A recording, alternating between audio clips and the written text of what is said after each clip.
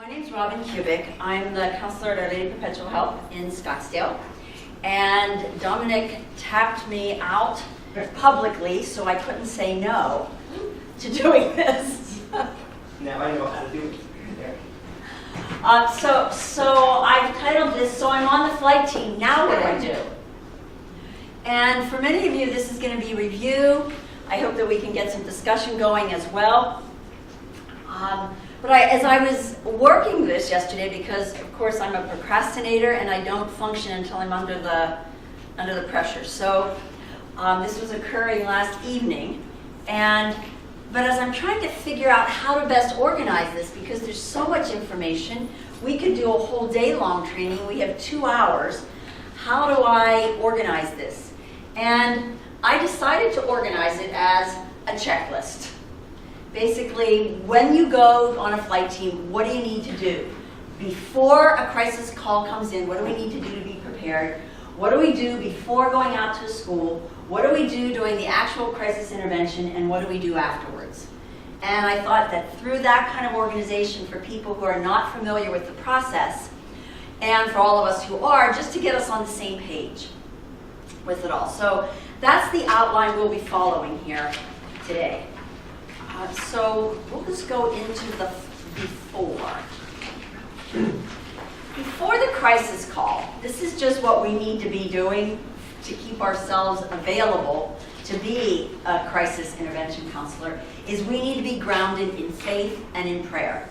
Because if we are not, then we go running into these things kind of ungrounded, and then we are not as much help as we can be.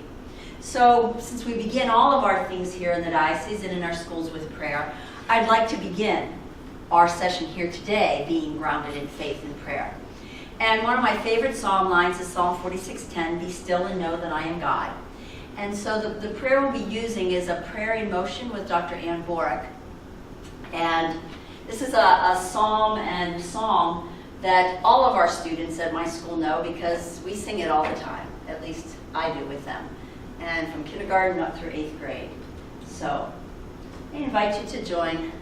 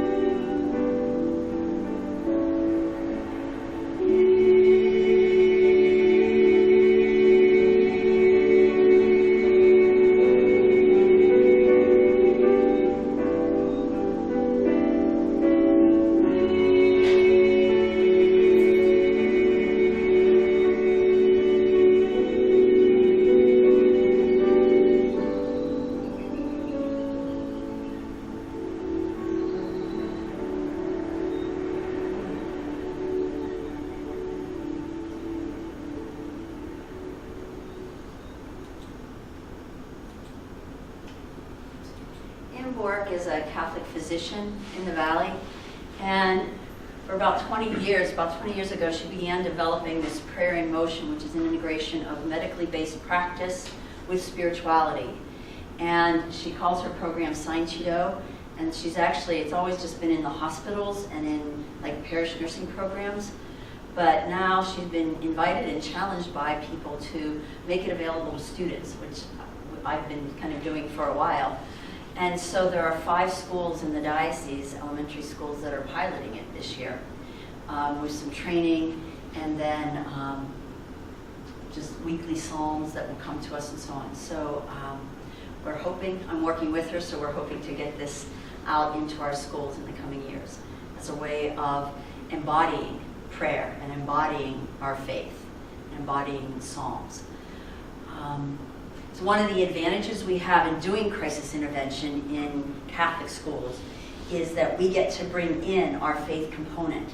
I don't know how people do it otherwise in other schools. I know that they do, but to be able to so openly bring that spiritual dimension in, both for the community that we are serving as well as individuals, is profound. So I think before we go out on crisis calls, we need to also be grounded in our faith and in our prayer. But the second thing is that we need to be clear about the role of the flight team. So some of the questions here is what constitutes a crisis? We could pull out our little red book and read through it, but we all know it's a situation that creates instability and reaction in a community, so that the community is now unstable. It could be a death of one of the members of the school. It could be an accident. It could be a tragedy. It could be even just as simple as something in the area and we have to go on lockdown. But the crisis is one that causes some kind of, not just discomfort, but some kind of stress reaction in the community as a whole. So our role, what is the flight team? The purpose is we don't go in as long-term counselors. We really go in as critical incident debriefing. We help the community to stabilize, knowing that after a serious crisis, it could take time for the community to completely stabilize and integrate and move forward. But we go in to help stabilize and to support. The structure of the flight team is that it consists of counselors through all of our different schools with one coordinator, thank you, Laura, and Dominic heads it up from the diocese, the Catholic Schools office.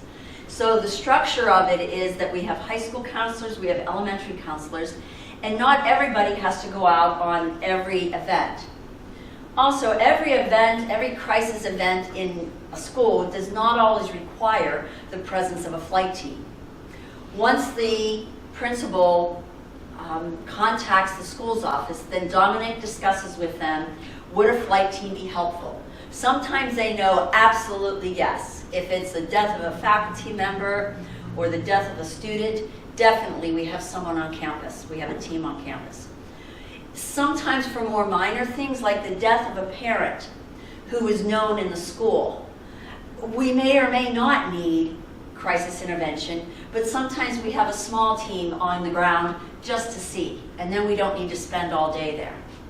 So each situation is a bit different, but the way the structure works, as we know, is that Dominic contacts Laura, and I think if Laura's not available, he contacts Wendy. Is that correct? Are you the backup? Yeah, maybe we decided this year, right? Yeah. So then Laura or Wendy send out a mass email and a mass text, and the expectation is that we all respond, whether we are available or not. Sometimes we don't know initially where it is, or we might just know the school, but we don't know what it is. And that's because we don't want to spread information everywhere until everyone in that school community knows. So we ask all of you to respond. I'm sorry I'm not available. Yes, I'm available. Contact me if you need a backup. Whatever it is, if Laura can hear back from every person, it makes her job a lot easier. I know from having been in that position. So I put that plug in there. Then once we have a team established, it's going to depend on the school. If we're going into a high school and there's been a death on campus, then we need a much bigger team than maybe if we're going to a very small elementary school that has 200 students. So we would have at least 2 people and maybe upwards of 5 or 6, depending on the school and the situation. The place of the flight team in the overall plan for crisis intervention in the schools is that all of the schools have been trained. They have their rapid response team. We've all been trained. Principals know what to do, and they contact Dominic, and he helps to lead through the situation. And we come in to be that extra support, because many times the staff, even the counseling staff, are themselves experiencing stress in this crisis. So we fly in on a moment's notice. Best case scenario is... Stress is a physical quantity that expresses Sorry, pleasure. Siri likes your voice. Oh. I even have on silent. It's on silent. But Siri likes you. Okay. That's an automatic. I feel like someone likes me. Keep your phone. Back up, start that again, so I can. Okay. What was I saying? I forget now. Fly in. That we are ideally able to fly in on a moment's notice. Now, ideally, something happens after school one day. Everyone is notified that evening. We get notified, and then we can be on the ground, fresh and rested in the morning. That's ideal. It doesn't always happen that way. Sometimes something happens during a school day, and we literally need to leave our jobs, wherever we are, our own schools, and be there after school for the staff meeting.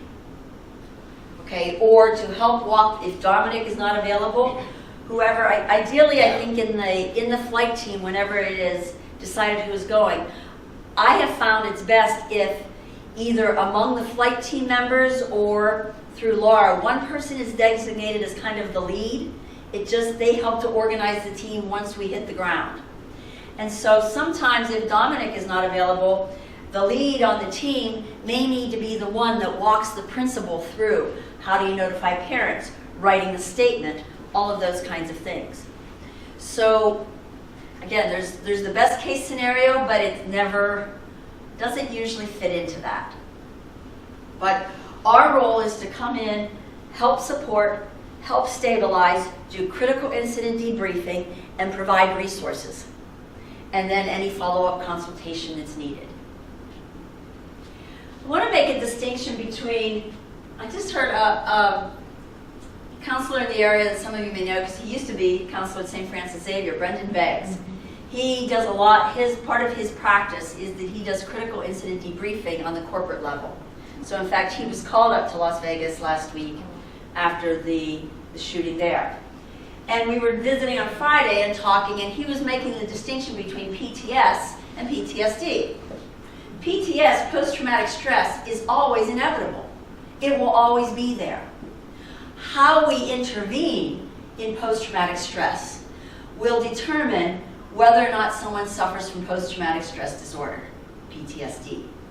And so a lot of our role as flight team is to go in, meet the community in their post-traumatic stress, walk them through that so that we can minimize post-traumatic stress disorder. Now, knowing that some people in the community will have other stressors in their life or other reasons that might trigger a PTSD.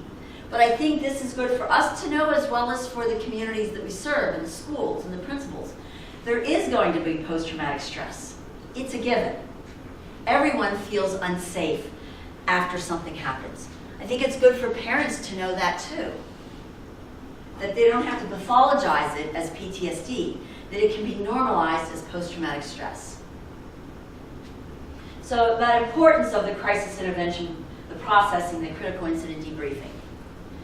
So one of the things that sometimes comes up when there's a school crisis is parents are wondering, should I send my child to school or not?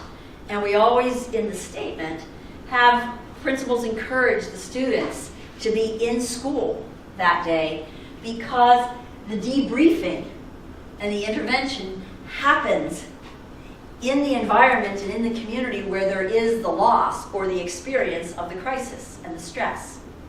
And so if somebody misses that day, they miss some of that opportunity to process in the community, because that's critical in helping us walk through this and not have the residue of PTSD.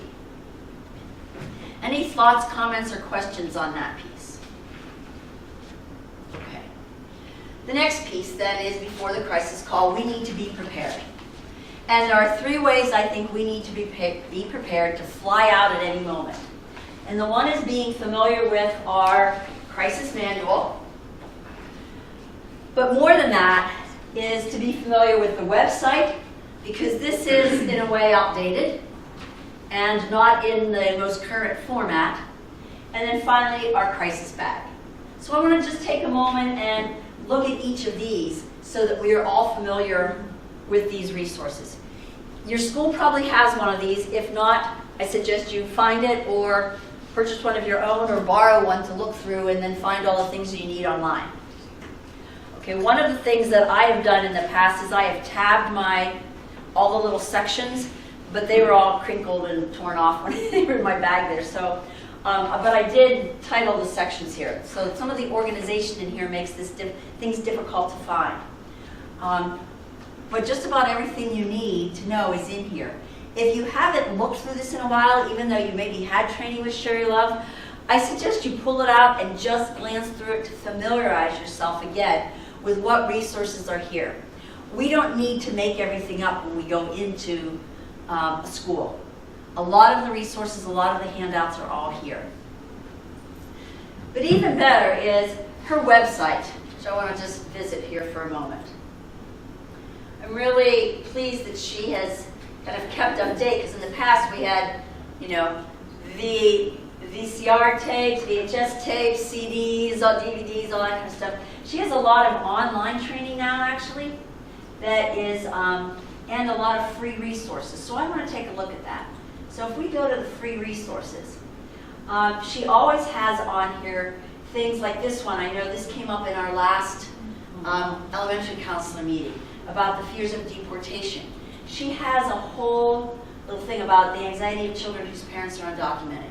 It's just a resource for school people, for parents, for kids, all of that. If you're in crisis now, right here, it leads you through the map of ordinary crisis, before what to do before the school staff meeting. So everything that was in this book, she has in downloadable PDFs. Okay, so then the other thing is, our teachers, counselors, administrators, higher ed, colleges, parents, students. So if we go to K-12 administrators, okay, they're the 3. Whoops, back up here. So we can go to resources for teachers. All the things that we might use as handouts for teachers are right on here. So we can refer teachers to this.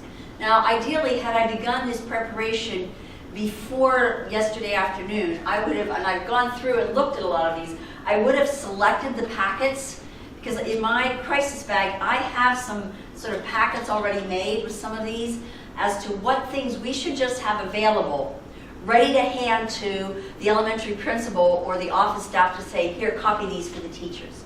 So what I'd like to suggest, Dominic, is that I can look through these, you can look through these, and I'm thinking that if we could put together sort of like the packet, send you an email with the links. And we usually do that. So what happens is when I'm communicating with the principals, and many times if you participate in this, I will create a packet of PDF documents letting the principal know, have your staff copy these so that Right. you have the teacher information, you have the student information, Right. etc. So we can So look at these updated So we can ones. look at these and see, because just even the format of these, it looks a lot better than the Xerox from the book with the spiral and stuff. There's also, just a lot of really good resources here. I find it helpful to have some in my pack that I take with me in the event that maybe Dominic hasn't gotten into it, or maybe we need some resources that I figure out once we walk into that situation. So I think having some of those available is very helpful. So there's, as I said, there's the parent guide, there's all of that. The other thing that is here is these online courses and resources, which is new. Districts or school systems can plug in and do this, or this is the one that I'm going to plug into because it's professional development. You get your certificate, everything else. And my thought is that if somebody in our school needs the professional development, they could do it and get the certificate, but who's to say other people can't sit in on it as they have it thrown up on the smart board? Okay? So there are a lot of things, you know, the crisis response for individuals, rapid response team training, some of these things that we've been saying in our general meetings that we would like to have. It's here, you know, all staff preparedness, a 2-hour thing. Even if we are the rapid response coordinators at a school, for us to do this so we know what information to share with our teams. So her website has a lot of awesome resources, and so I encourage us all to take some time, go in there, peruse the site, see what resources are there that can help you be prepared, particularly if you are new or you have new staff members or new people on your team. Okay? I think there's one even I think for flight team as well, that you can plug into. I almost emailed Dominic and said, hey, can we just do this? So the work of her work, I think, is very, very helpful. So it's CMI online, Crisis Management Institute online.com. Okay, and then finally, our friendly crisis bag. Okay, now this is what Sissy Frakes, God bless her. She's the one that trained me and many of us in this, is that you keep it packed and ready and in your car. Because if you have to run back to school, if it's a Sunday night, you get word and Monday morning you have to be across town, you keep it packed. Or you're at school and you get the call and you need to run out someplace. So it's packed and in your car. Now, Eileen and I learned something, that she learned this, and then I thought, oh, I wonder why it happened to her, and I pulled out my stuff. Crayons should not be kept in there over the summer. They tend to melt. And markers need to be redone. Oh, yeah, because you have to check them. I have the markers. So what is the suggested content to have in your crisis bag? The first, I'm just going to pull out, we're going to have a little show and tell. Dominic, I don't know if everyone has these, but some of us do. We have our little identification badges, even though we have our own school badges. A few years back, we made these things that have our name on it, and Counselor, Diocese of Phoenix Catholic Schools Office. So if we could see who all needs these and makes them, it just is our ID badge instead of just having a visitor badge. It makes us a little more official. And then we also have the parking sign for the car. Now, I should have all this in here. I should have had it in order, but I it's should have not. brought mine. I have it in the trunk. I have it here. So we made a sign, car sign, school list. Here we go. So I keep everything in little folders labeled because I'm a little obsessive in my organization. Most of the small schools we pull into, we don't need this. But if we are, because you just pull it in and you get there before all the staff does, even in the morning. But if we're going in the middle of the day and there's a crisis and they're doing reunification and parents are everywhere and media's everywhere and they have their crisis, their rapid response team out there directing traffic, and we need to be able to get in and get into the school quickly, we put this in our car and then we have access to get in. So this is something also, Dominic, that I think we want to send out to everybody. Okay? The third thing are the flight team, what I call flight team. Oh, the other thing I have, and it's not as crucial today because we all have phones where we can access everything, but at one point we had a list of all the schools and their addresses and phone numbers and their general location. See, and I like that still, because if I'm driving or right before, for me, this is just me, it's easier to pull that out and Yes. look at it as opposed to Google Right. and wait for it to pull up the directions. Then I can pull them up. Right, so here, That's a good thing. so this is something that I keep in my crisis bag also. So I don't know where that is in the files anywhere, Dominic, but it was something that we had that was quite useful. Is that something that can be updated if we have to? And Oh, absolutely, Have yeah. sent out? Yeah, yeah. Okay, and then flight team papers. So I keep in here, and I know we need it updated for this year. I have a really old one in here, 2014-15, that's not good. Is the flight team contact list. So whenever we get that updated, I keep that in here. In the event that, again, I'm on the way and I need to know phone numbers of other people to contact them. We've not been as good about doing this, but I can see that there is real importance of this to document our work and have it on and that is that there is a non-disclosure statement that's in the crisis book that all flight team members should read and sign. So whoever is the lead on the team that day really should be the one that takes the responsibility. And that is just all about confidentiality and those kinds of things, so that it's documented who is there that day. The other thing in there is that there's actually a sheet, and this comes off her online, of the staff room or safe room staff debriefing. So at the end of the day, for those of us who have been there on the team, to do some debriefing together. And then this is more of the documentation of who was there and what happened. This is just a documentation sheet of what the school was, who was there, what went well, you know, what lessons we would learn, and so on. So it's just really a documentation of what occurred that day that then can be turned over to the school's office. I don't know that we've been doing this, Dominic, but it's something I would suggest we consider doing, so that it has, again, just you have some documentation of what occurred in the event that there are ever any questions about who was there or things like that. And then, because we've done this for a number of years, I keep any crisis calls that have gone on, I keep sample announcements, the announcements that have happened, so that if I am there helping the principal to make the initial announcement or any follow-up announcement, I have samples to follow. So again, I'm not going from scratch, something I've collected. Then the whole set of handouts, which I said I think we want to put together for administration, teachers, parents, students. I have a file for teachers, parents. I have a file for students. Then all of our safe room supplies. What we need to have is the sign-in, sign-out sheets, where students sign in and sign out, so that the school administration, the school counselor, if the school has a counselor, has record of who was there and how long they were there. This allows us then to even make some notes on it afterwards, like, we suggest you follow up with this child. So this is documentation that stays in the school. Safe room supplies.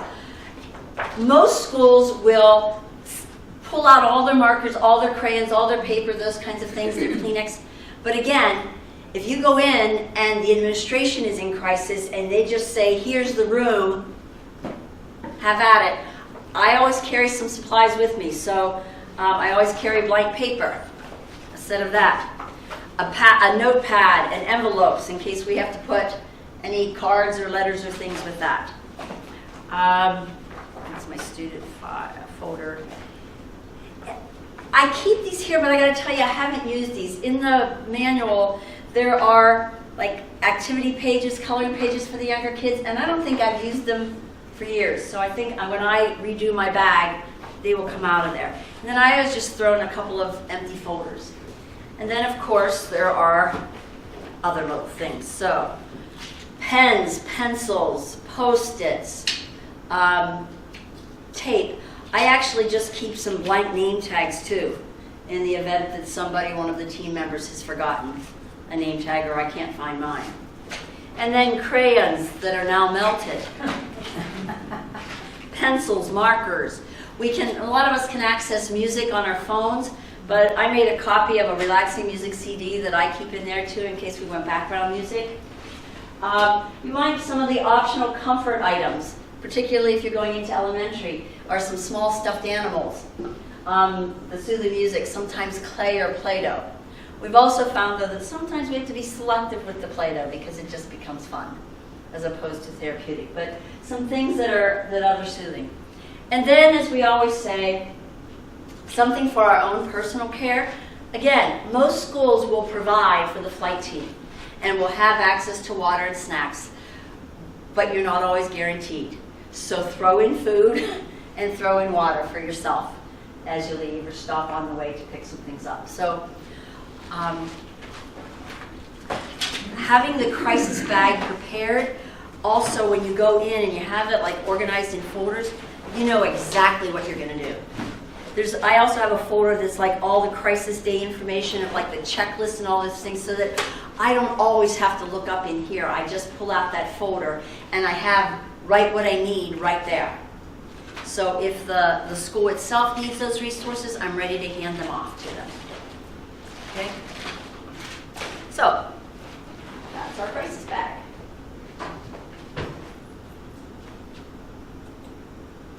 So those are all those 3 things that we were there on our checklist here. The B, before the crisis call, being grounded in faith and prayer, being clear about our role, and being prepared. Now what happens when we get the call? So before we go out to a school, we need to be informed and ready. These are the things that I suggest that we do because it's some of the things that I have found helpful over the years. Is when I know I'm going to a school, I always go on that school's website beforehand. Just even take a couple minutes. It helps me know a little bit about the school's context, the school's culture, where they are, what kind of students they serve, how big the school is. If this is a crisis like the death of a teacher, I can look up the teacher's picture usually on the staff directory. I can see all those kinds of things. So I also want to know what the principal looks like and what their name is. And the vice principal if there is one. The school counselor, things like that. So that I go in prepared and ready to support. Those kinds of little things make a difference when we walk in and it's like we're already connected with them. We also want to find out as many details about the incident as are available. And if we can do that beforehand through Laura or through Dominic, or sometimes even if I know I'm going out, sometimes I've been in touch with the principal. If something has happened earlier in the weekend and I've been in touch with the principal or something, we need to know what happened. Now, all the details might not be available at this point, or not available to be shared, but we need to know kind of in general that, there was a suicide, it was a popular student, or this was the death of a teacher who was just new this year, so only the second graders knew her, or whatever. We need to have that kind of context. We need to know who has been informed and how. Like, has the letter been sent out to parents yet? Or is it just bursting on social media right now? We need to know at what stage we are walking in to the information to the community. And then we also need to know the extent of impact on the school community. Again, is it a teacher that has just been there a year, or is it a teacher that's been there for 20 years and every alumni and every parent and every student has had this teacher? The impact on the school is going to be different. And so it helps us prepare, I think, if we know to some extent what the impact on the school community is. We also want to find out who else will be on the flight team and who will be, as I say, sort of the lead. And as I said, that might be agreed upon by people on the team, or it might be designated by Dominic or by Laura. And then also, inform your own school administration. Don't just show up. Don't just not show up one morning. Okay? They should know, because they know about flight team, that we do need to be ready to go at any moment. Now, there are times when things going on in our own school prevent us from saying yes. And that's a given. That's okay. But we want to let them know where we're going, whether we think it's going to be a half day or a whole day, or whatever. The other thing that I don't have up here that I think is helpful is, that we've learned over the years, in terms of the extent of the impact.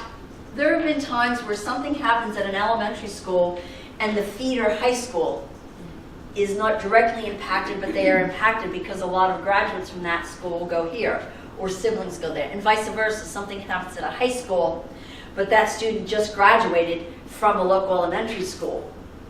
And so we really need to see even some of the broader impact of a crisis event. Okay. Anything else anyone here who's gone out on things can think about being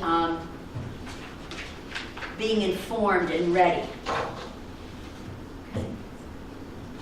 Okay. Next on our checklist now is during the crisis intervention. We really have two roles. We need to be supportive and we need to be present and proactive. And this is where we want to get into how do we do this support for each of these, the administration, the teachers and staff, students and parents. All of those groups need our support.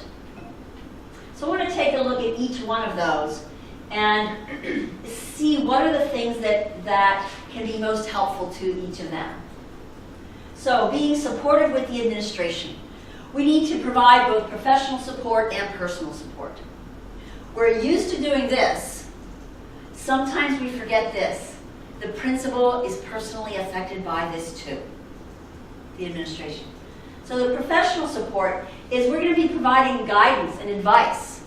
How to do this, what to do, when to do it, who should be involved, why do we do it this way? All of those kinds of things. Some of the principals might be new to being a principal and they've never walked through a day like this.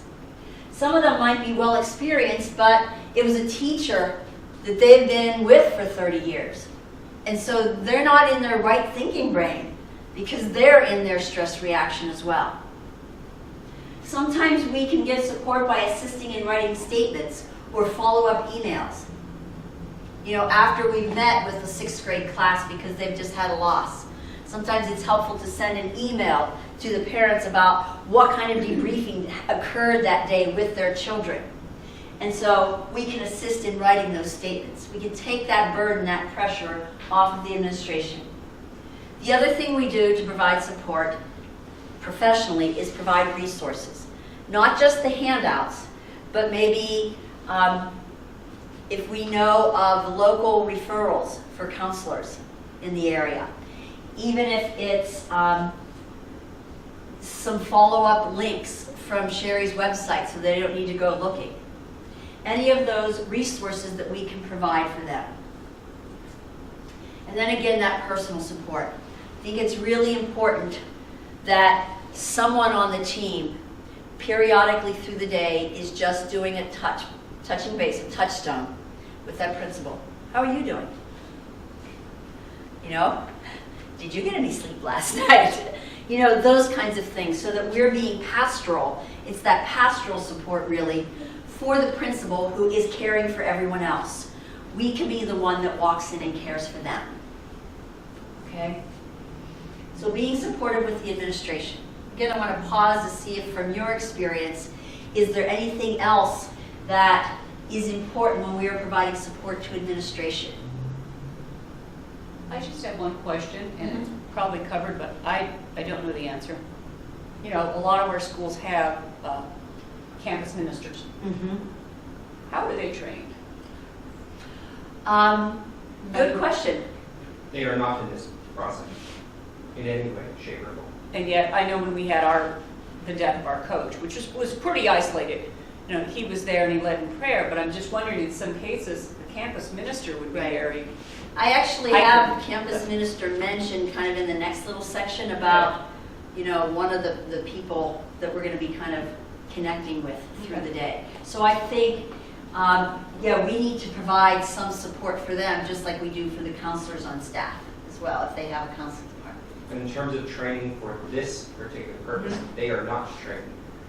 Of course, you also have chaplains at your high school level. And Well, they those are the also- ones I'm talking about, the chaplains. They also have their own, of course, theological training in working with adults, but they're not in any way trained like this. No, I know. So at your own individual schools, that might be some outreach that you do. If you do some of that online training through Sherry Love's site, invite them to come to view that. Or sit down and have a conversation with them so that they are prepared before crisis, before you might have a crisis day. We also need to be supported with teachers and staff. Again, professional support and personal pastoral support for them. So the professional support, we want to provide guidance on reading the statement. When we come in that day, everybody, even though everyone has been informed, there's some way that everybody hears the same statement read in the classroom. We want to provide guidance on how to process with their classes.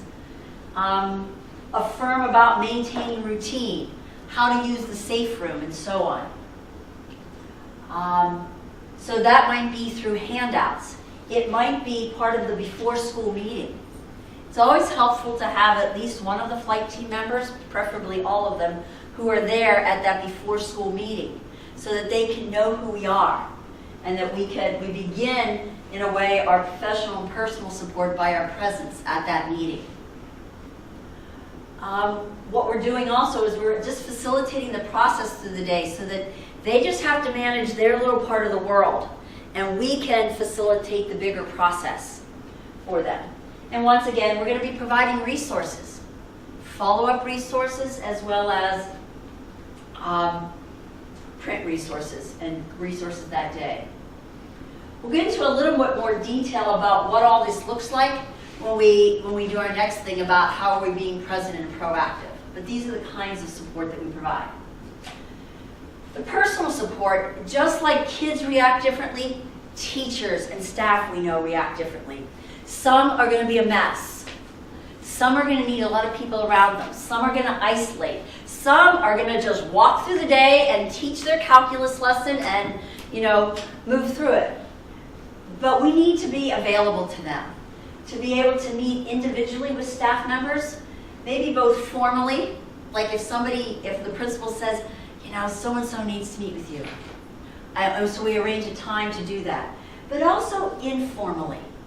Those things where we're just kind of roaming in and out. We stop in a classroom when it's their prep period. Say, how are you doing? How did your kids? I always start with how did your kids because they'll talk about that more easily. And then, how is this impacting you? And what do you need to do for yourself? And particularly, we want to be available to meet individually for those most affected or most vulnerable for any reason. If this is a cancer death and we have a teacher whose parent just died of cancer last month, they are going to be among the more vulnerable. If we have the student death is someone involved in theater, then your drama teacher is going to be more affected than perhaps your science department. Okay, so we really want to be aware of this, and the administration can be the ones that help us know who are the most vulnerable teachers. Is the teacher who passed away, is their best friend in the school? And will they need one of us in their classroom that morning? Not just in the classroom where that teacher was, but will that teacher who's the best friend need a flight team member in their classroom too? So those are the kinds of things that we want to find out from the administration beforehand. Administration may not have the wherewithal in that moment to ask for that. So those are one of the things that we want to have kind of on our mental list to talk about and ask about when we arrive on the scene. Okay? Again, any input, questions on supporting teachers and staff? Laura? I think just what I found is that when you get there, the teachers, they're always so scared to say that they're going to say the wrong thing. That a lot of times they want the flight team members to take over as far as telling the students. Right. And sometimes I like it better when the teacher does it because that's their person. Especially Right. in elementary schools, that's what they love and that's Right. what they're, but a lot of times they can't. And so you just have to be ready at that minute's notice to be the one to say everything Right. to the kids. Or even, I've had it twice where administrators would have me say it to the teachers. Right. Because they can't, or they're Because- scared they're going to say something wrong, or. Well, I think so. One of the things here we should probably put here in both of these is just that reassurance. The reassurance to the staff and the teachers. We're going to walk you through this. If you've never been through this, you know, you can follow this script. You know, ask this, you know, process this way. If you have any questions, come get one of us. You know, those kinds of things. So usually when I go in during the day too, I give the principal and the front office people my cell number, so if they need to locate me or text me during the day, that's always something helpful too. Even if they don't, it can help particularly your front office staff feel reassured. Because we don't want to neglect and just put all of our attention on teachers. That front receptionist is going to be very impacted by this. He or she is going to be the one getting so many questions, fielding the phone call from parents, all of those kinds of things. We need to reach out to them as well. Give them the resources, give them the reassurance, even sometimes give them the words. You know, of what are we doing? Because they'll call and say, what are those counselors doing with our kids? We need to let them know what to say. Okay? All of that just helps keep when we go in prepared with these things, we bring a calming presence in an otherwise chaotic situation. Sometimes we don't do a whole lot except be there, and just knowing that we're there, you can see some people just like, okay, thank you for being here. It's like they know someone's there if they need it.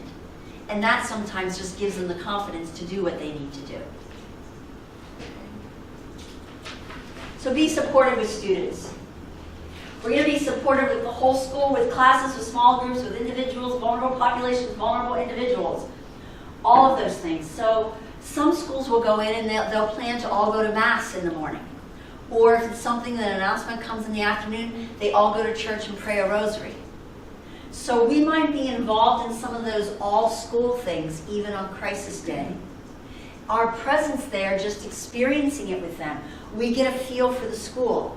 If they're at Mass and the priest, you know, talks to the students, we get an idea of what's going on here in the school. So our attunement, you know, I've recently been learning and recognizing that Dr. Daniel Siegel describes empathy as a cognitive function where we understand what's going on. But in a lot of these things, what people need is beyond the cognitive understanding, they need the attunement.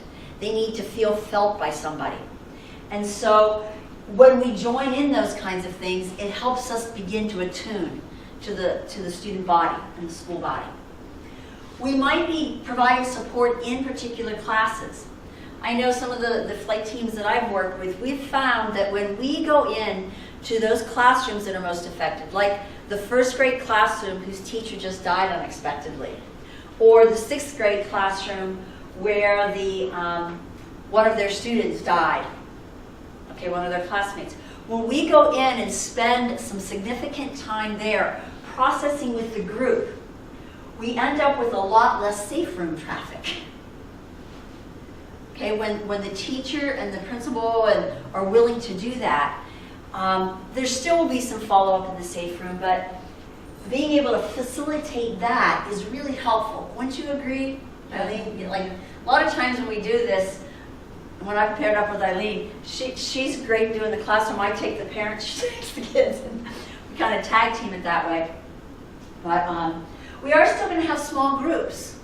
There's going to be that group of friends, that close group of friends, or the other teammates, if they were on a team.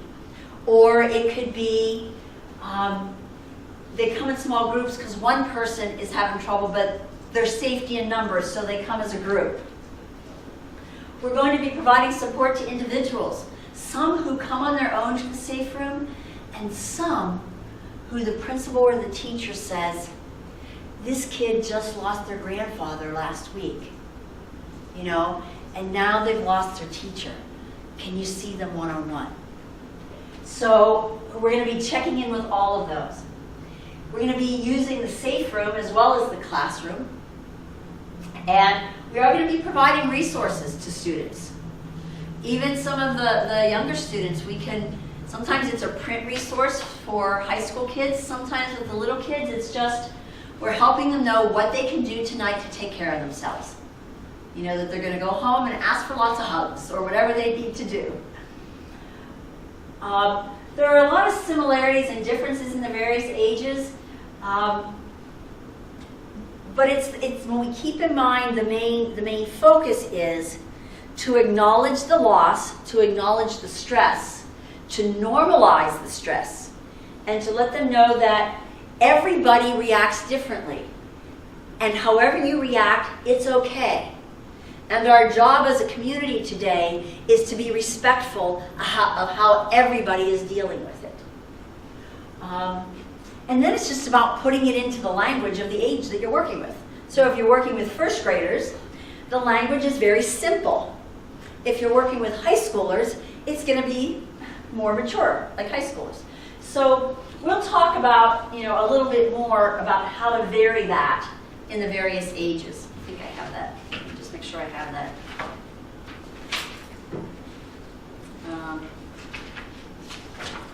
I have myself here. I do think I have that. Yeah, it's in the being present. We'll get to all of that because I know that was a concern for like people who are used to talking at a second grade level or an elementary school level who are now up at the high school, or people who are high school counselors who are now working with a kindergartner. Like, how do we do this? How do we make that shift? Okay, so being supportive with the students. And then we learned this early on, that we need to be supportive with parents. Okay, one of the things that I have found helpful, and Dominic, this might be just even as you are coaching principals and writing that initial letter, is that when we have counselors available for the parents, and we just say, a counselor will be available for parents and for students, we don't get a lot of traffic with parents, in whatever room we have designated for that. If it's described as, after drop-off, there will be a parent information meeting where you will get information on addressing this with your child and so on, and kind of get your questions answered. I have found that a much more helpful approach up front, rather than just saying, oh, counselors will be here. Because then we get to address parents. Now, not all parents are able to do that. But if it's designated as a place and a time right around drop-off in the morning, then we can put those things out. We can let the parents know what's going to be happening that day. We can answer their questions. What's going to happen to my child? How does this work? Should I let the kids do this? Should we continue on with the, our school fundraiser this weekend? All those kinds of questions happen. And we can address that in a parent information meeting. We also provide resources. Sherry Love has some wonderful resources that are just like a 1-page or 2-page handout for parents of how to address this with your kids. One of her other handouts is, that we'll be putting together in the packet that we make available to all of you, is the different ages and how they conceive and conceptualize death. So that will be helpful to you as counselors to know how a 6 and 7-year-old conceptualizes and experiences death versus a 12-year-old. But that's helpful to parents. It helps them normalize. If something happens to a child in the school, every parent feels vulnerable because it could be their own child. If something happens to a parent in the school, every parent feels vulnerable because it could be them and their family. So we want to provide some resources and information that helps ground them. Even if we can't answer any questions, it helps. And when we know when parents are calm and know how to handle it, then their children will be calmer. When teachers and staff feel calm and supported and know what to do, it will affect how the children are that day in school. But we also want to be available for individual guidance if needed, anytime during the school day. So what we can say to them at that information meeting, or principals can send out in an email that day that if any of you have individual concerns for yourself or your student, counselors are here today, feel free to stop in. Okay. Can you think of anything else with our being supportive of parents? Actually, I just kind of want to go back to you made me think of it, to the teacher part. Okay. When you said having a place and a time for the parents and a meeting. Similar with teachers, I was called into a school just to talk to the teachers, telling them about a past teacher that had worked there. And the principal wanted me to be, he told us in the library, and he wanted me to be in this room afterwards to be available. Not one person stopped by that. No. Do you know what I mean? And, Yeah. And even just when he was, when I went with him to tell the individual teachers, I felt like I needed to do what he wanted me to do, and that wasn't natural, and that wasn't, so just being able to say, why don't we all sit down? I felt like if I had been a little more assertive with him, let's all sit down, let's all talk, and maybe stay in the room afterwards. So sometimes that's a little bit of a balance, is Right. what they want you to do and maybe what because they're not in Works. their right mind, Right. and works better. Well, that's kind of giving that professional support and expertise. We have a way of being able to do that without bowling them over.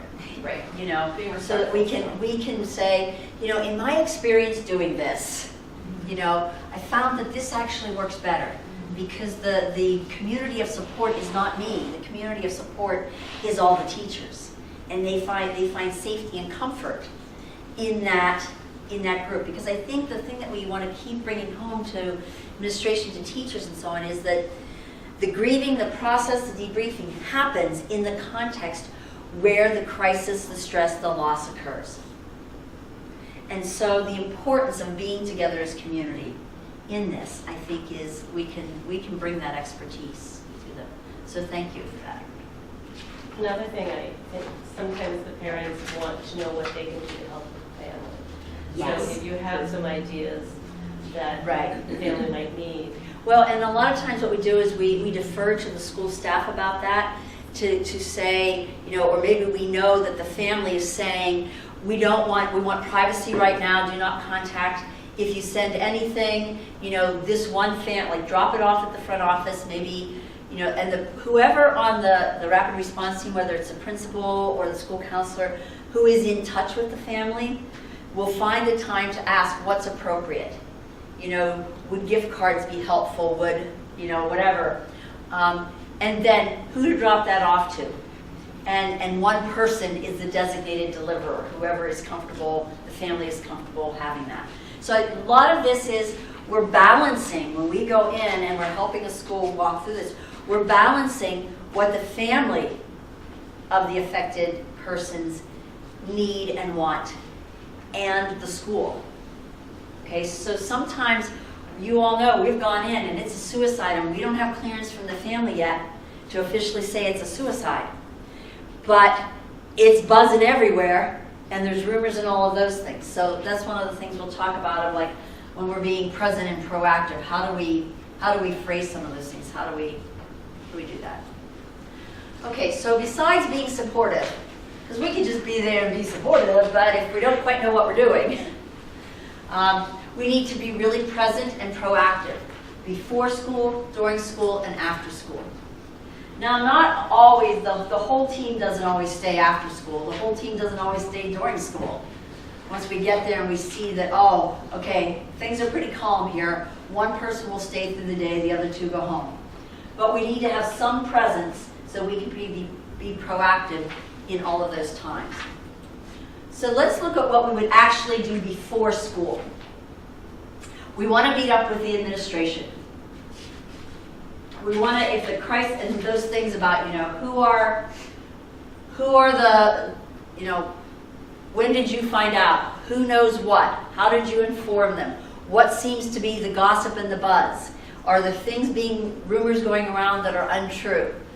What's the actual information that we can share? All of those kinds of things is what we want to do when we meet with administration. We want to find out if the crisis is involving a staff member or a student. Seeing a picture of them in a yearbook or through their school RenWeb information system is really helpful because we can begin to picture what the child or the teacher looks like. Teachers sometimes we can find on websites. Before school, we need to set up the safe room. We need to have the sign-in sheets. We need to have materials for drawing, writing, making cards or banners. Kleenex, arranging for a space in the safe room, even if it's one small room, a place where there can be group talks, and a corner or something where there can be individual talks. So you can set that up with some chairs in one place, around the table in another place. So that setting up of the safe room is something we do before school. And then there's always that meeting with teachers and staff before school as well. During that time, we are going to check in with them. We are going to provide the statement that will be read. We will find out which teachers need or want someone in the classroom with them. And we will give them, one of the handouts will be a guideline of, some guidelines of, after you read the statement, for different ages, what's the appropriate way to process.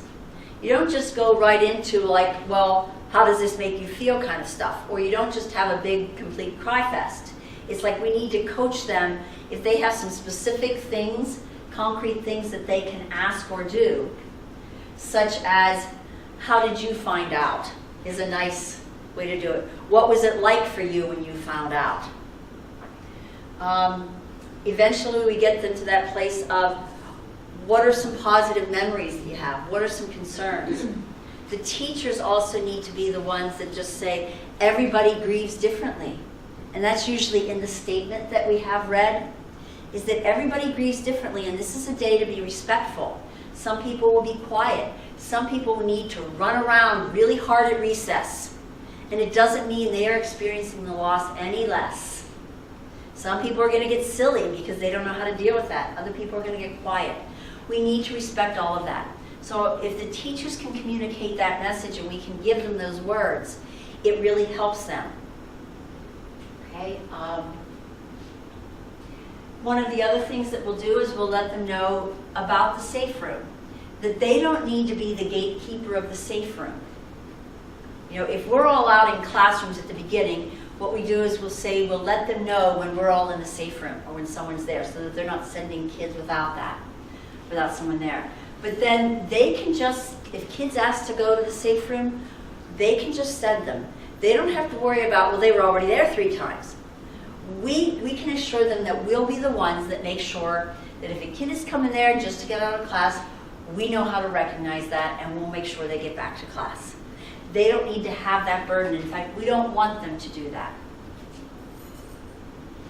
Part of our job, and then we can pass this on to the teachers, is providing what we call in the sand tray therapy that I do, free and protected space. We want the environment in the classroom and the school to feel protected. This is safe, there's routine, there's all of those things because we need some of those routines. We need to have classes, we need to have all those things going on. We need recess because that routine helps us feel safe and protected. But there also needs to be a sort of fluidity and flexibility. If a kid is not ready to take their science test, you know, we might just need to postpone the science test for everybody. You know, so that idea of keeping the structure, but at the same time having that fluidity and that flexibility. We might just take that for granted, but again, remember, the staff you're working with are also in stress. And so reminding them of that can just be a reassurance. Oh, okay. Like, we want to hold kids to some accountability, but we also need to be compassionate and understanding.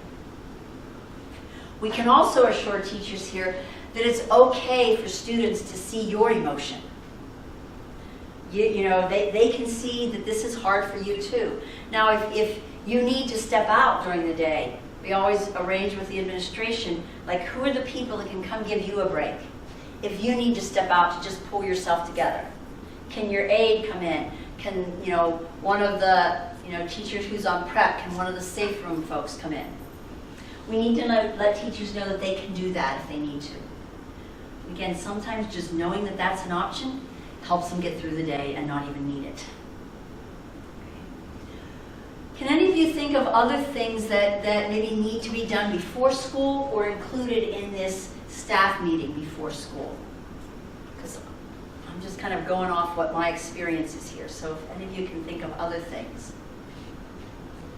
I have a quick question. I know safe room is a term that we use here. Is that how it would be announced to the kids as well, that we have established a safe room that's in your library? Or Do you know, I've heard different opinions on that, Pam. I think sometimes they just say the library is available for, counselors will be there for kids to go and, either talk or do cards or just even spend some quiet time. Sometimes the classes will be doing cards, so we don't need as much of that done in the safe room, but other times kids just need to come kind of have a quiet place to be apart, or even a group of friends need to come and talk together. Like when you get into junior high and high school, middle school and high school, they don't need us as much as they just need a place to sit with friends and comfort each other and cry together and talk. And so I think most times we don't use the term safe room with the kids. I think that's more of just, but then, I don't think there's a problem if we do. It's a safe place where kids can go because we don't want them gathering in the bathroom with their groups of friends. We don't want them, just going off, to the chapel and disappearing and kind of spending hours there. We want to have designated places where they gather. Okay. Am I answering that according to what our practice has been, Dominic? Okay. Sometimes the word safe room, if they don't understand what that even means, it's just easier to use a location when. Yeah, but I think to describe what it's for, and for teachers to describe what it's for, because kids and teachers, the kids will say, oh, I don't want to talk to a counselor. They don't know what that is. They don't want to talk to some strange person who they've never met. Okay, so I think to say it's a place where you can go just to get some quiet time to think. Or if you just need to, if you need to make some cards or write a letter, or if you do need to talk to somebody. And sometimes we let them know that, some teachers will say like, well, this child wasn't even a friend of that person. Why do they need to go to the safe room? We just need to let teachers know that we never know, we can never judge how something impacts a child. They could have some other thing going on in their life that they're vulnerable with that we don't even know about it. And seeing all their classmates cry or seeing their teacher cry can just put them over. So sometimes, the kid will come and they talk about something completely different than what the crisis is going on. But we have to meet them where they are. And then we decide, how long does this really does it need to take all morning here in the safe room? And also, if we do cards, to make sure that we read them. Yes. That we need to read them and teachers need to read them or principals. We do not just send stacks of cards without having previewed them. We need to make sure that they are appropriate for the situation. And we at our school, we always like our counselors to read them just because sometimes we may know something Yes. particular that they're referring that the counselors, the flight team that came in didn't. Right. And we can pull those ones aside. Absolutely. But also, if we recognize then anything vulnerable that lets us see that a particular child is vulnerable and needs further intervention, sometimes they will write that out too. So we're already into during the school day. How are we going to be present and proactive in the school day? As school begins, the flight team members go to different areas. If the whole school gathers in the courtyard for prayer, we're going to be there. Some will go out to classrooms. Some might go to a parent meeting. Some might be in the safe room. If someone's not in the safe room right away, then we let, again, we'll announce when the library is open or whatever. Throughout the day, flight team members move as needed through the school. We always want to have staff, we want to staff and monitor the safe room. And you'll get a sense of whether or not you need to have all 5 people there or you just need 2 people there. Whatever you need, we just want to make sure we staff and monitor that.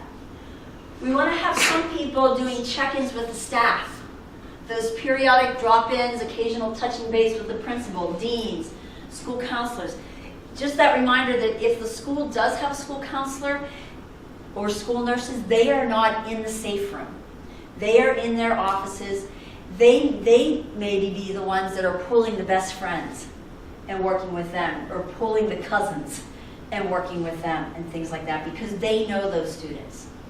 And so we want to check in with them from time to time, like this, even to just say, the school nurse, maybe they have, someone who's come down with a stomach ache 3 times in the morning. Okay, that's going to be someone we want to go find and check in with. We want to check in with chaplains, make sure that they kind of know what's going on and see what, how they are doing. that front office staff check-in. There are times when there's a small parish and small school, it's really helpful to check in with the parish staff. We don't have to spend a lot of time, but some of them, again, they're like, how are you doing? What needs, are you, see, all of these people, it's not just about how they're doing, they might be aware of needs in the school that we're not aware of because they've talked to certain people. Because everybody's talking to everybody. They might be aware of what the gossip is out there that we need to, when we're talking to students and parents, that we need to say, you know, we don't know that that's true. This is what we know. So we can get the gossip from them so that we can intervene and help the folks. What we've also found out that it's really good to be outside during breaks and recess. Last year at Seton, when they have their break between their Friday block schedule kind of thing, it's like, you know, we were just out roaming the courtyard, back to the chapel, over to the chapel and back, you know, just kind of checking in with kids, just being present there. Some of us who knew people were talking to groups of kids and so on. But even during recess, to have somebody outside just kind of observing, you'll see which kids are huddling, which kids are playing. Okay, those kinds of things. One of the things you were mentioning about you knowing people, what's nice is when you go out or have people come in. I've only been out to one school, but I experienced it there, and then having you guys come in and you came. Yeah. Is when you're going to a feeder school. It's so nice to if the schools around that school or feeder schools are able to go, because I know you guys knew students, and so they were comfortable. Like if we weren't available, they were comfortable going to them. Right. Even if it's the school I went to, when I went, it was more, some people knew me because their parents knew me. Or the families were in the employees. school. Yeah. Right, because they had families at Seton, Right. or as a parent, but at least have some familiarity. I mean, if I went to a school way, out west, they'd probably have no clue who Right. I was, and the teachers probably wouldn't be as comfortable, or the students. Right. But when you go to schools that there's some familiarity, it's really nice. to know So when you students get and that faculty. call or that text from Laura, and it is a school in your area, we really want to be conscious of that. Like Mesa, I live in Mesa. I've been down to Christ the King a number of times. It's like I can go to Christ the King, and those teachers know me. Right. The principal knows me. Things like that. So I think we want to be conscious of that when we're deciding, like, oh, can I really do this? I think that's good for us to be aware of as we're making our choice of whether or not we are available. That it is a comfort to the school when they have some familiarity with you. Wherever students are gathering, we want to be. So if students are gathering I remember outside the chapel up at Notre Dame when Coach Bemis died, there was like a makeshift altar happening there. Mm-hmm. And so no one was in the safe room. We had counselors positioned there because that's where kids were going to gather as groups. Sometimes this is forgotten. We want to stop in and have one of our flight team members in the faculty lunchroom during the faculty lunchtime. It's a nice informal way to kind of get the pulse of how's it going. You can even get them informally telling stories, like tell me more about this student or about this teacher. And it's a way for them in a very informal way to process. Just by kind of playing like teach me here, help me understand, tell me about this person. And you can learn a lot, but you're also helping them process. Okay? And then you might want to visit classrooms. You can stop in and just, see how people are doing. Things like that. We want to take note of students who are particularly vulnerable or have particular concerns, such as the close friends, students who have had other recent losses or trauma, etc. Okay? Those can be referred to people on school staff, or school staff might refer them to us. Or we may find, as we're talking with someone that the administration did not have on their radar at all. And it might even be a kindergartner whose dog just died 2 days ago. For a little kid, that's huge. And so they hear about a death, and all of that comes up, and they haven't talked to anyone about that yet. And we want to give a list of names to the administration and school counselors of anything that we become aware of during the day. Okay, so that's kind of being present and proactive during school. Okay, Can anyone think of anything else that from our experience we know feeds into this? Let's see something.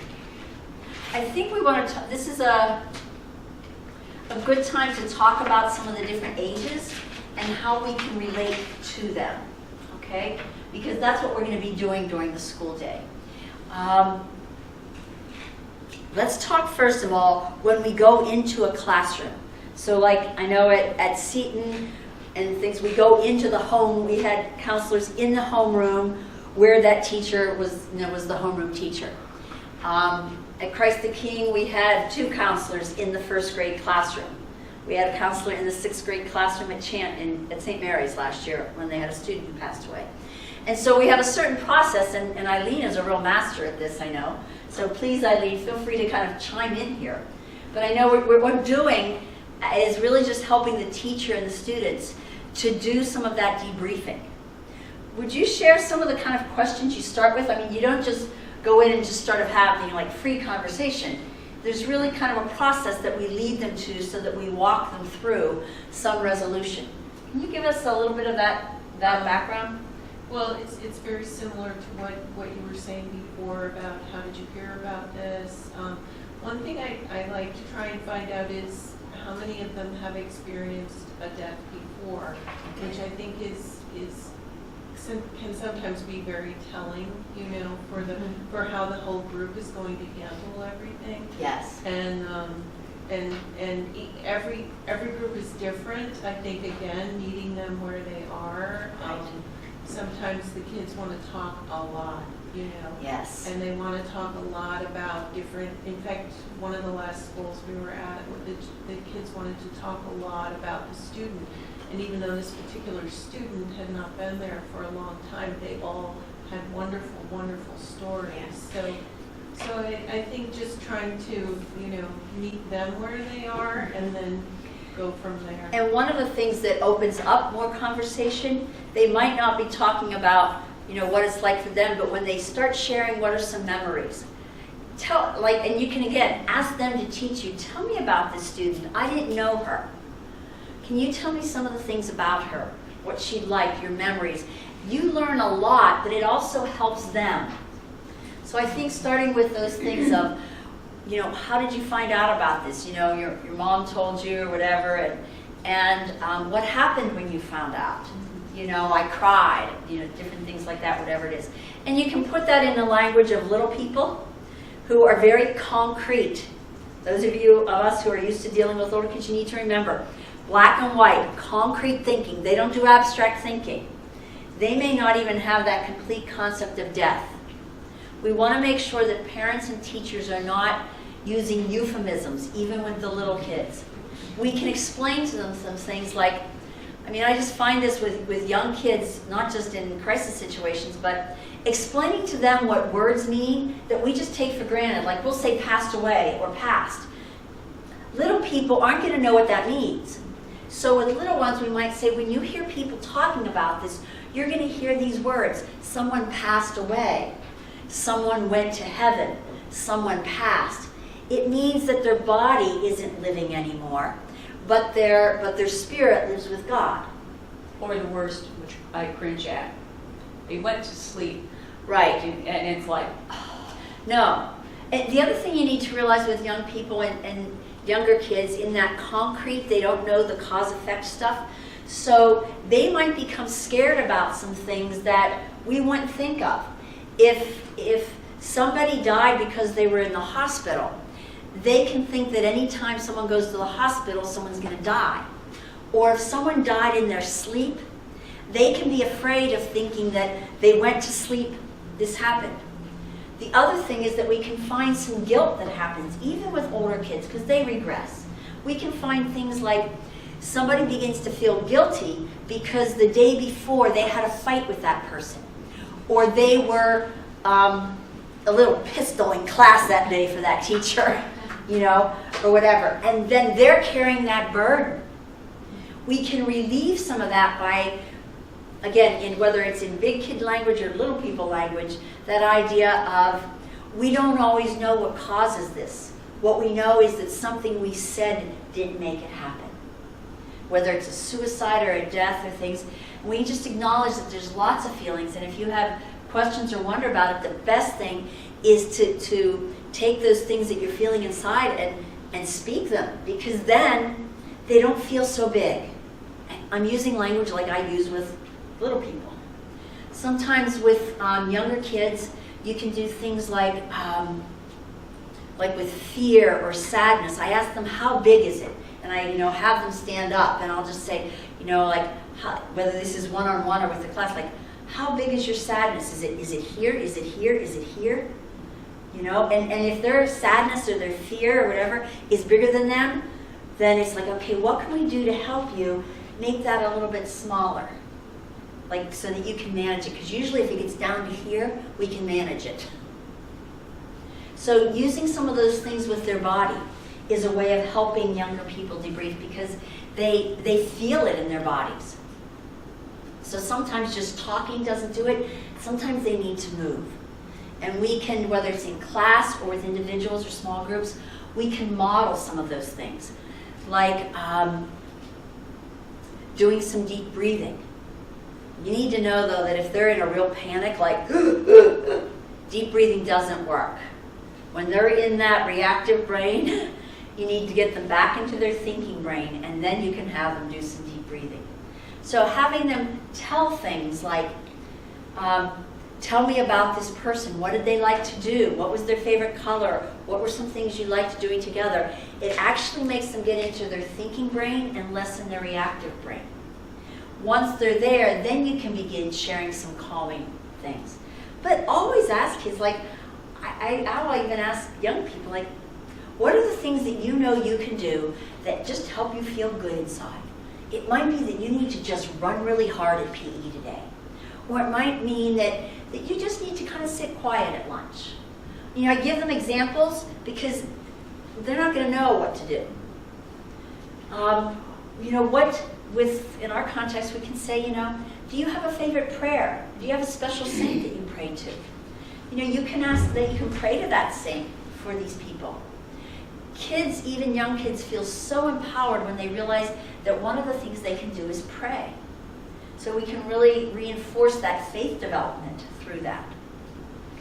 So I think if when we're working with younger kids, if we can remember that they are very concrete, that they need simple language, and they need tangible things. So they might, instead of just the take care of yourself, it might be go home and snuggle with all your stuffed animals around you. Or ask your mom, can we snuggle extra long tonight, before bed? Or whatever it is. Give them some concrete things that they can do to calm themselves and normalize that they are going to feel. Even high school kids might want to sleep in their parents' bedroom that night. That's okay. Let them know that there are things that they can do. One of the other things that I think is important, and you can gear this to older kids or younger kids, is encouraging them that as they're talking about things, to not be spreading things that we don't know are true. That this is a time when we're going to tell you everything that we know and that we can tell you, but we also need to be respectful of the family and different things. So we don't want to go spreading gossip or rumors or things like that. If you have a question, ask one of the adults, and if we know the answer, we'll tell you. If we don't know the answer, we'll either tell you we don't, or we'll try to find out. Okay. On that first day, we're not going to get into funeral arrangements, but sometimes when I'm working one-on-one with kids, and we know we're coming upon that, sometimes I like to find out, have you ever been to a funeral? Do you know what it's going to be like? If it's a school that doesn't have a counselor, and I know this is the best friend of the kid, and we're, they're wondering, and parents wonder, should I take the kids to the funeral? It's the parents' decision, but it's a good thing. But they need to be prepared. They need to know the concrete things of what it's going to be like, and what to expect, and what does this mean, and what does that mean. I think that's the biggest thing with younger kids, is don't presume they know what everything means. And give them just basic explanations about it. Okay. I think it's also good for kids in terms of giving them some safety, is to know that they're going to see adults crying. And sometimes that can help make kids feel a little bit unstable when they see adults around them crying. And to just normalize that and just say, if you see your mom crying, what could you do? Maybe it's that I go up and give her a hug, or maybe it's that I do what I'm supposed to do without being told. Things like that. Like, how can they not only take care of themselves, but how can they be a part of this community? Because they can be helped no matter what age they are by reaching out and helping others. That helps them process. So again, at whatever age, how can they be part of this community as well? Okay? I think your point about they're going to see people that are crying, I think also they will see people who are sharing stories and maybe laughing. And so Right, that's you. That's another reaction that sometimes kids are like, why are you laughing? This is serious, that it's okay to laugh. That grief, again, older kids can understand this and younger kids, grief isn't one feeling. Grief is a whole bunch of feelings all mixed together. Little kids can understand that too, that we might feel angry, we might feel sad, we might feel confused, we might feel times happy when we're thinking about people and the stories and the memories. And grief is all of those things.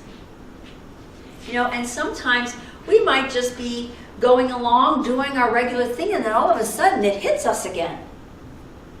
And that wonderful comparison of grief to the waves in the ocean, that we can just be standing out there in the middle of the ocean, all of a sudden this wave comes up and hits us. And for them to know that that's normal. And I think with older kids, we could probably even address post-traumatic stress. There's always going to be stress after a trauma, whether you were impacted personally or you're part of a community that was impacted. There's going to be that around, but that's that reassurance of it's not going to be the same, but we will get through this, and we rely on our faith and so on. When it comes to making the cards in the classrooms, we can have kids make cards, or a brilliant thing that these two ladies did last year at Christ the King is they gave them like squares of paper, a piece of paper. They just drew pictures, and then they put it together on this big sheet, and it was like a paper quilt that was eventually rolled up and given to the family. And so again, there's that taking the individual and being part of the communal. It was a beautiful idea. Or what we've done sometimes is have like the big banner of paper where students, it'll be posted on the wall, and students will go up and do and write things, so they're making a big banner that may or may not be given to the family, depending. But it's an outward expression, they're expressing it. There's always the question that teachers have, and sometimes kids have, when there is a student who has passed away. What do we do with the desk? Okay, what do we do with that? How do we handle that? How do we handle that person's supplies? And so on. Some of that is going to depend on the time of year it is. If this is September, it's going to be different than if it's March. And I think we as professionals can give teachers options about that. And I think addressing it is the important thing. Many years ago in my former life as a math teacher at OLPH, when I encountered my first crisis where we had a student, one of our 7th grade students was killed in a bus accident, and we didn't know what we were doing. And we didn't have some crisis counselor from the neighborhood showed up and kind of helped us through it. But it became because we didn't have this kind of debriefing or even what to do with the desk, it became a very territorial thing that no one's allowed to sit there. And this girl's best friends took ownership of it, and no one else was allowed to be sad but them, and all of it. It was not well done. Okay, thank goodness it was March and we just had 2 more months of school. It was the longest 2 months we ever had. But I think being proactive, even if they're not ready to deal with that day, while we are there, we can be proactive by giving the teacher some ideas about that, of what to do, when to do that. We can be proactive by giving the school administration and the teachers some ideas for memory events. If it's a suicide, it's going to be really different than if it's a child who's had a terminal illness and we've all been praying and then they finally die. it's all going to be different, but we want to be able to help them understand that that we need to acknowledge it, but we also not need to make that the focus of our entire school. Okay? And that's where our professional expertise can come in. So it's all about being present and being proactive during school. And then after school. We can be present and proactive after school. We want to be able to debrief and evaluate with the flight team members. A good time to do that is if some of them are leaving early, we do it before they leave. If we're all staying the whole day, then during dismissal time, when teachers are all out on duty before the teacher or the staff meeting after school, that little 10-15 minute window is a good time to do that debriefing and evaluation with the flight team. And then documenting it on that form if you have that available. And then it's always good to meet with the faculty for debriefing. There have been principals who have said, you know, I think it was a pretty calm day, I really don't think we need to do that. I always insist, like, let's do it, and if it's only 10 minutes, it's only 10 minutes. But let's just check in. It's like kind of putting bookends on the day. It helps bring that closure, and so even if everything was calm, they move into the next day without any loose ends. Even if it's just to pray together, to see how the students were going and so on. After that, I always do one person on the flight team, maybe the lead person or the person who stayed, a final check-in with the administration and the office staff, both on the professional level and on the personal level. Okay? And then planning for any follow-up that's needed. That might be that, now typically we try to go in and kind of stabilize the school in one day. There are times when it's necessary to have maybe one person on board the following day, but we're not doing long-term counseling here. Sometimes we might just go in and kind of check in the morning, the next day, or something like that. Or I've had situations where we didn't have a parent meeting the first morning, but a lot of stuff was coming up, and we hold a parent meeting the next morning. So I've gone in, just done that parent meeting, and then moved on to school, my own school. So we want to be able to plan for any of that. Some of that might be saying, I think these resources would be good for your teachers now that they've been through crisis day, and suggesting that. It might be providing some counseling resource referrals if they don't already have some of that. Or saying, I'll look some things up, or I don't know who the counselors around here, but I know someone who does. And getting some actual referrals.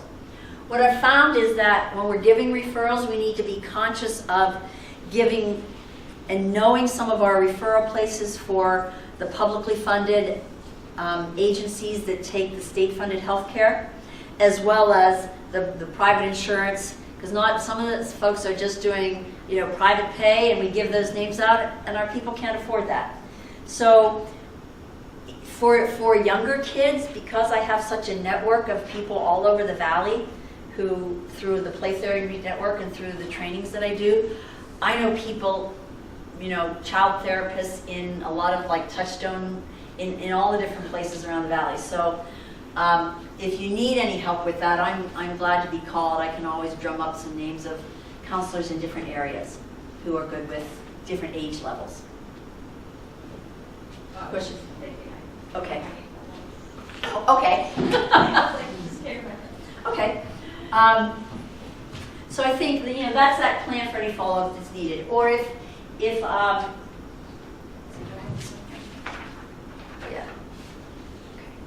So that's all the stuff at school, being present and proactive.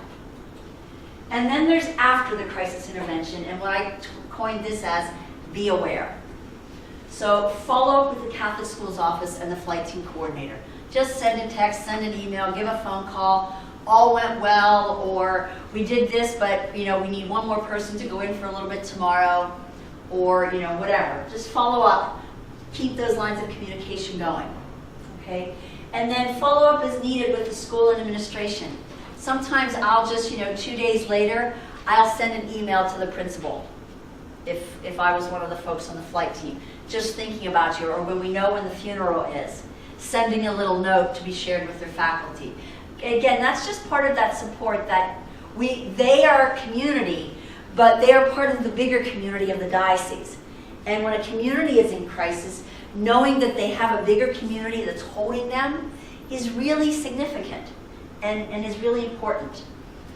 I think we need to be able to attend to any ripple effects in our own schools.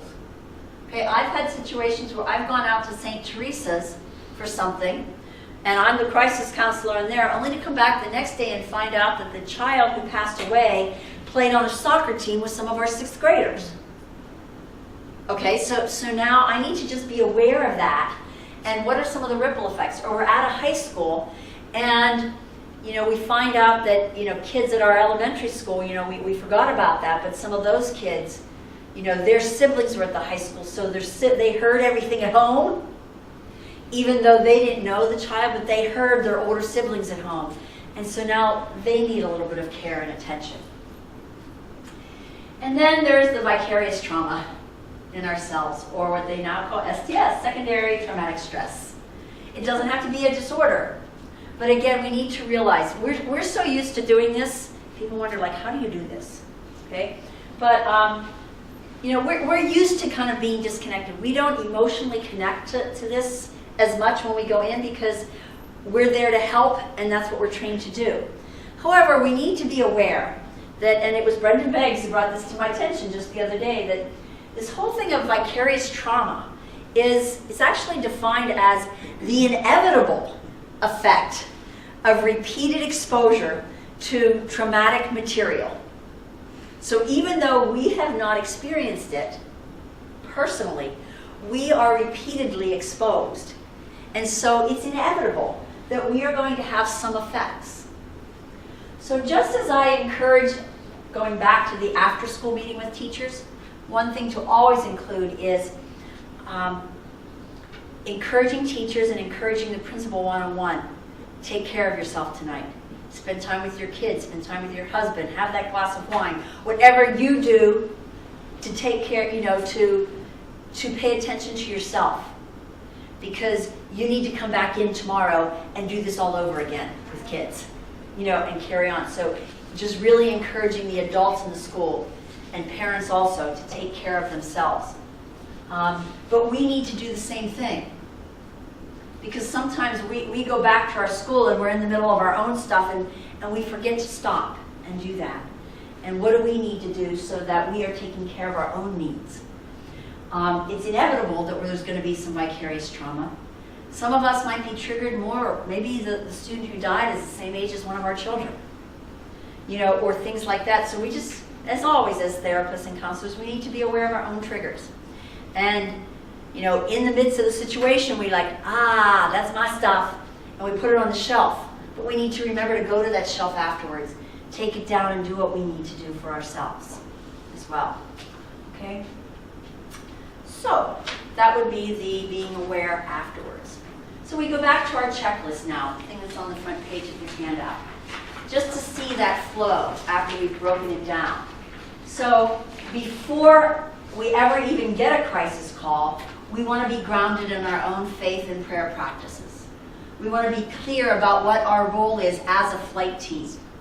We want to be prepared with all of our little bag and, familiar with the Crisis Management Institute's website and so on. When we do get that call and we are going to be on the team, before we go out to the school, we want to be informed and ready so that we don't walk in there cold. Now, sometimes we do walk in there cold. But then you need to gather that information when you hit the ground there. Those things like what happened, who knows, who found out, who's affected, all of those kinds of things. And then during the crisis intervention, on that crisis day, we want to be supportive to all the people, administration, office staff, teachers, maybe even checking in with bus drivers if there are those, all the staff, all the students and parents. But not just being supportive and providing resources and so on. We want to be present and proactive. People need, in a crisis, they need concrete things to do. And so if we can tell them, we're not going to be demanding, but being directive is really okay in some of this because that helps them move through this. Okay? So being present and proactive. Because what we do here is going to determine whether or not the school moves through post-traumatic stress to a new normal, or if the school itself gets stuck in PTSD. Okay? And will also affect individuals. Do they move through the process, whether they move through it in a week or 3 months? But what we do here is the crux of it. But we can't do this if we haven't done, we can't do this as effectively if we haven't done this.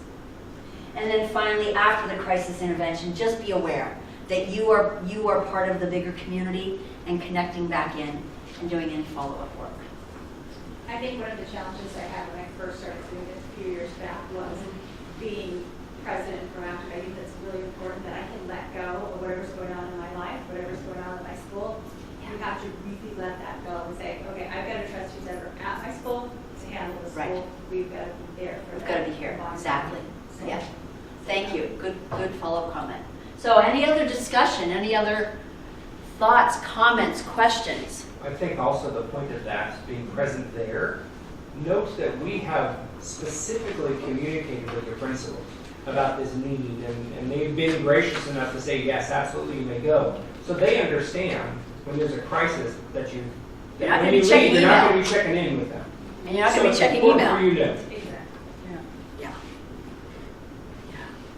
I think the one thing that's nice too is like an opportunity, like some of these people in the room I know really well, some I recognize their faces, some I don't. So when we have an opportunity to go out, so if there's a call and I'm going, oh great, Wendy's here. Because someone said in a previous meeting, we're a little disheveled ourselves and perhaps a little nervous or uncertain. Yeah. So as we get to know each other, you know, if I knew, I don't know the lady over there, So but if I maybe knew we want who to she do some was round of and what introductions school she here was and at. just Yeah. who we are. And I know there's a lot of people on the flight team beyond this, but I think that's a really good point. Because I know we even have like a school nurse here, right? So let's just go around so that we can know first names and what school you're coming from and, you know, high school, elementary, things like that. Do you want to start, Eileen? Sure. Eileen Bassini, I'm at St. John Bosco. Okay, so that's elementary. Wendy Trion. Gosh, I don't know what's going on. I'm the counselor over at St. Simon and Jude. I'm Lindsay Dishman, I'm the school nurse at St. Simon and Jude. I'm Pam Hudgens, the school counselor at St. Thomas the Apostle. I'm Kitty Whitlow. I'm an art teacher, assistant dean, and a licensed therapist at Xavier. I'm Katie Gannon, counselor at Xavier. I'm Sister Krista, I'm the counselor at St. Francis Xavier Elementary School. Julia Coaches, I'm counselor at Seton. I'm Julie Grindy, I'm the Dean of Students at, I do a lot with the counseling office. Laura Grace, I'm at St. Gregory. Denise Simergian at St. Mary's High School. And I'm Chloe Whitman, Nunez Whitman at St. Mary's High School, but also taught at Mount Carmel, so I have a lot of connection and I'm also licensed here. Okay. So yeah, as we get to, I know that as we've worked with folks over the years, we kind of know what each of us like do best in different things, and so who's comfortable doing what, and we kind of can get, unfortunately, we've done it too many times, so we actually have a little flow that happens when we land on the ground there. But no, I think that's a really good point, and it's maybe even some of the reason why, as we're getting to know each other, we show up on a team with different people is, one thing I didn't put in here, and sometimes it's because we really don't have time because we get there and we're just going. But if there is a moment for the flight team to just gather for a prayer before we launch in, you know, before the staff meeting or before we open up to the students or whatever, I think that's part of that being grounded. Or afterwards when we do our evaluation, close with prayer. Just check in even with each other, like, how are you doing? What are you going to do tonight to take care of yourself? Like we can be community for each other because we do know what this is like, and we've been out to different schools, and so we can care for each other as the caregivers here in this. Okay. So one thing I would ask here is, what of this? Maybe this is conclusion next. What of this morning? And actually, this timing went pretty well. What if this was helpful? Because for some of you, this wasn't new. Was there anything about this that was helpful to just kind of conceptualize or review what we do? I'd just be interested in hearing what kinds of stuff was helpful here. Colleen? Directing affirmation is really important because sometimes when you walk away from this and you're just showing up, you're going, okay, what am I supposed to do? What am I supposed to do? Yeah. So I think that gives us, plus the assertiveness that we need to have to say, hey, the principal, how are you? I'm fine, fine, fine. We can just see, okay, wait, no, let's sit down for a minute and have a conversation. I think the affirmation to have that assertiveness without overstepping our bounds as well, Right. because they need it. They don't want it. They don't want to realize it. And even if it's at the end of the day, Right. it's like, hey, let's sit down and have a conversation. Right. They don't want to lose it because they have to be public. And so we have to sort of respect some of that. But like there have been times where I know there's a principal who's very vulnerable, and I've just said to Dominic afterwards, please check in with that principal.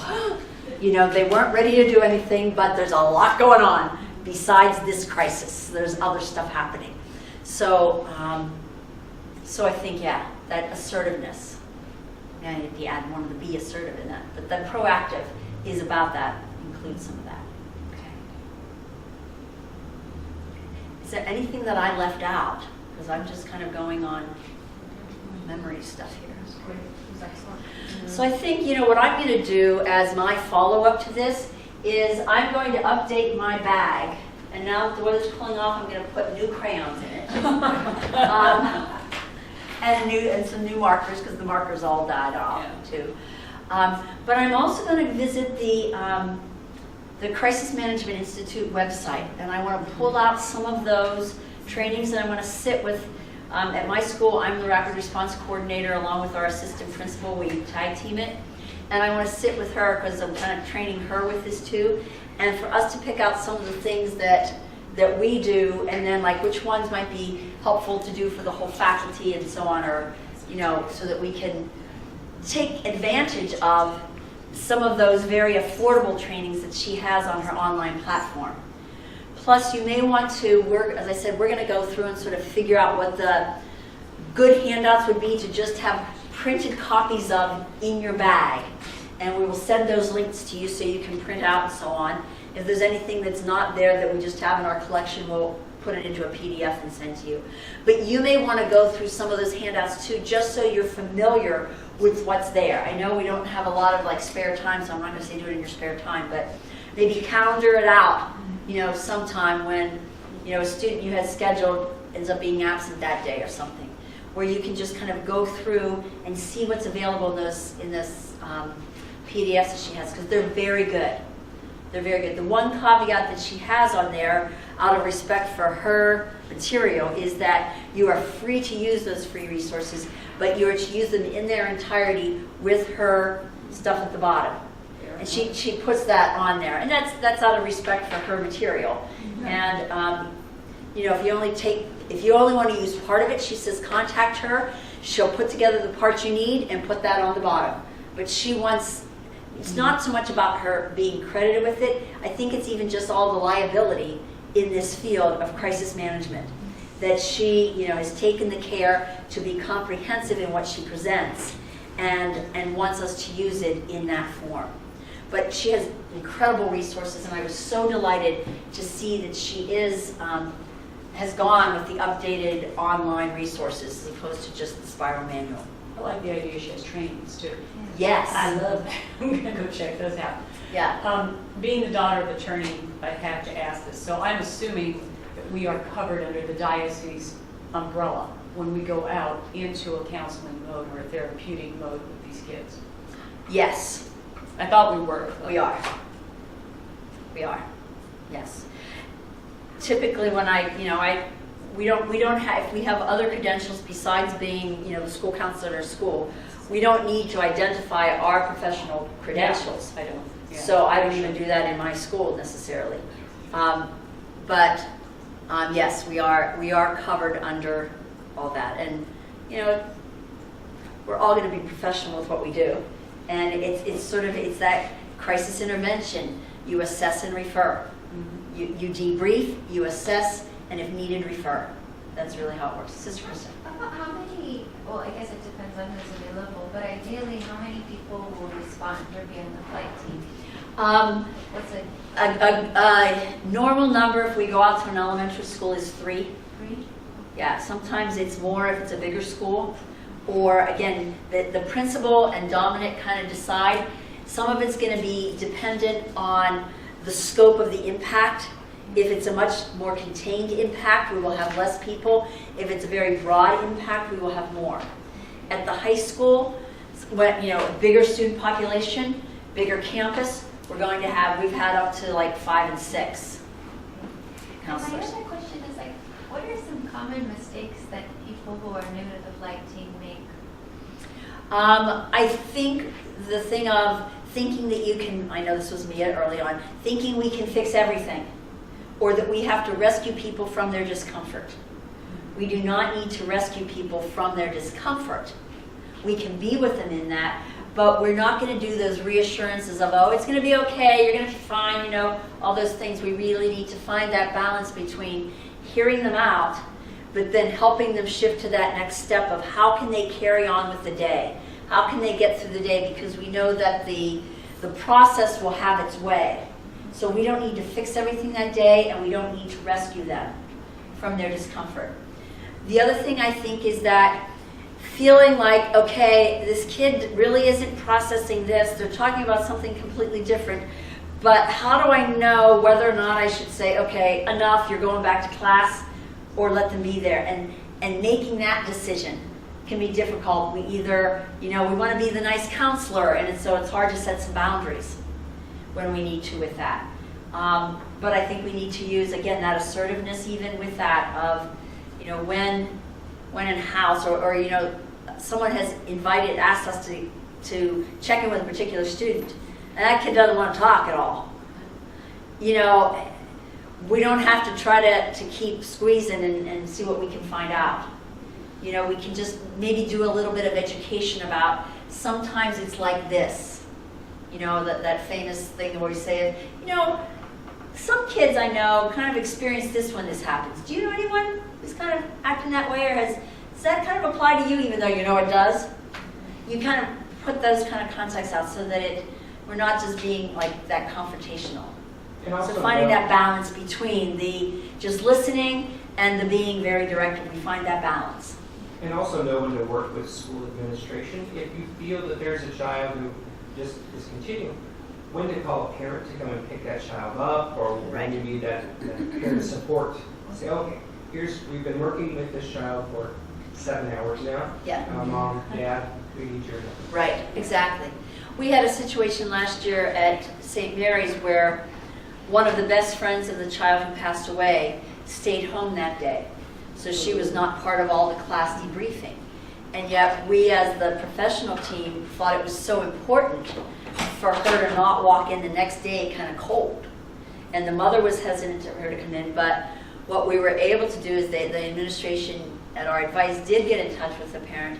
The child didn't want to come into class, but she came in the afternoon, someone covered for the teacher, and she got to be with her teacher. So she and her mom got to spend some one-on-one time, which kind of bridged for her coming back the next day. It was so important. So again, there's that assertiveness of saying, how can we make this happen, because it's going to be really important for this little girl. Well, and Colleen. then the observation part of it, I know at Seton, the one kid was kind of acting out, and the kids were like, oh, I can't believe he's acting that way. Like, the students is doing that. And I finally asked the question, what was his relationship with him? And he was, oh, well, they didn't get along at all. It's like, oh, ding, ding. So it's like, I went to their counselors and said, you might want to meet with this kid, because they had developed a rapport with them already. Right. Have that conversation. What's going on. Right, so some of those deeper conversations may need to happen. If there isn't a school counselor, it might happen with the teacher or with the school nurse or with whatever adults in that school, the coach, who knows that child. Okay, so there again is that assess and refer rather than we doing everything. Yeah. I think one of the challenges being on the flight team is when there is an issue, again, us working together, having kind of a standard answer. This child committed suicide, and then you're working with the students, say that means he's going right to hell, right? Or Thank you, yes. There was a sex abuse scandal that happened years ago, and it was really interesting for me, the kids blaming the victim. Well, she was 40 or she did that.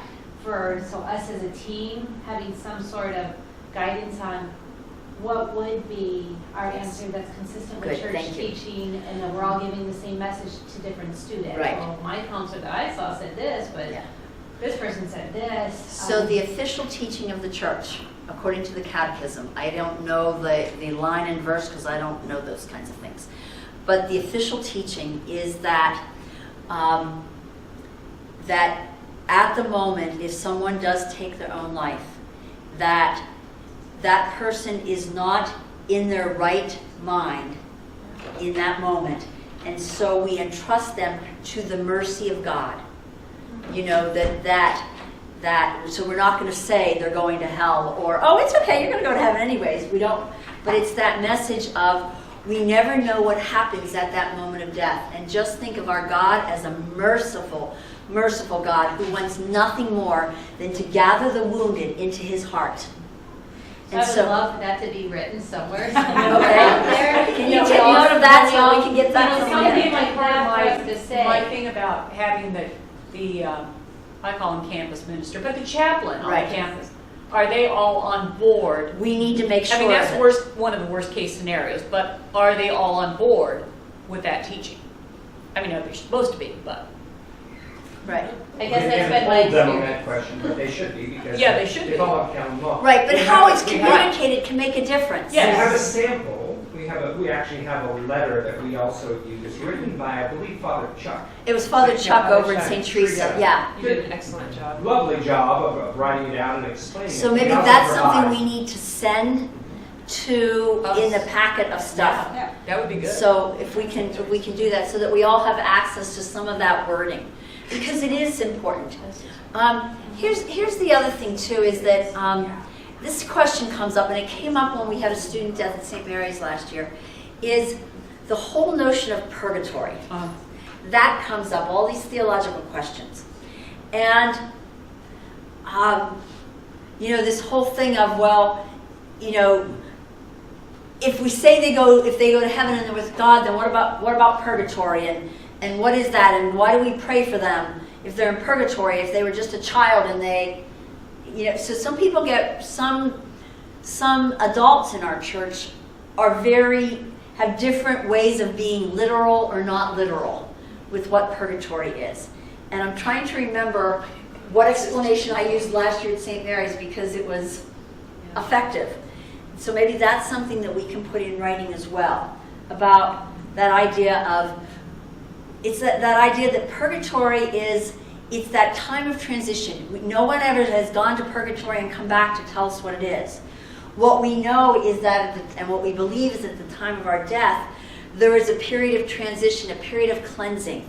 And sometimes when a person dies, their soul still is not able, for whatever reason, to be completely free and open to receive the fullness of God's love. So there is that time, because God wants us to receive that fullness. There is that time when they may need to transition or have parts of them still healed so that they can fully experience that complete eternal love of God and be completely one with that love and in God's heart. And so maybe some of that hurt is still there and it needs to be healed. So we are praying for them. If there is any of that's healed. It's not like we have to go get punished until we get the correct number of lashes till we qualify for heaven. You know, it's not that, but there is some thinking out there like that. So I think if we can phrase it in positive ways, that we never know what ways God may still want to heal that person so that they can be completely free to be completely united with that eternal divine love and be completely consumed in that without anything else. And so we pray for them, just like we pray for people here on earth, and they pray for us. That we have an opportunity to educate about the communion of saints, too. So, do they go straight to heaven? Do they not? We don't know. We know that they are entrusted to God's love, and we have a merciful, abounding, merciful, loving God. And so we kind of put that out in that way. And we can even say that to teachers, because teachers are going to get.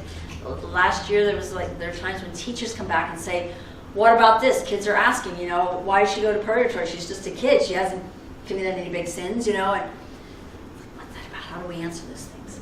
But I think your other point, Pam, is correct. That when we've gone out on, I've had like 2 different abuse cases that we've been on, is some education about that. And there was a really tricky one also at another school too.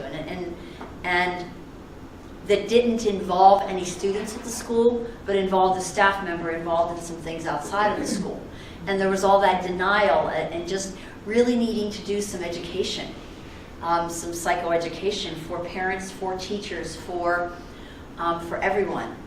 Yeah, because I remember you were the one that worked with the 7th and 8th graders that year with that one. Right. About, that blaming the victim. Because here's the thing, all the kids, no matter what age, they're trying to make sense out of whatever happened because their world has been rocked.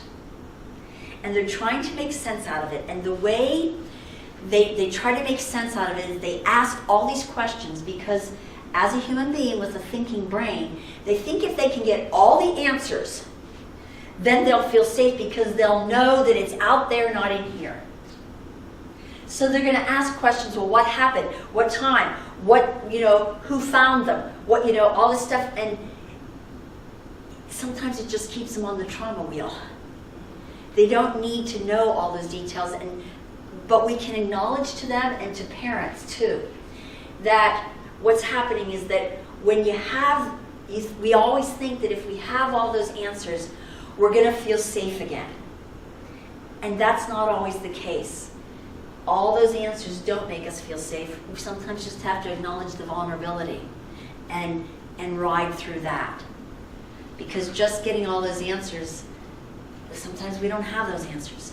And when we don't have them and our kids are asking, we want to come up with answers because then we think that they'll feel better. But we can't tell them untruths. We can't tell them details that beyond what they can process and fathom.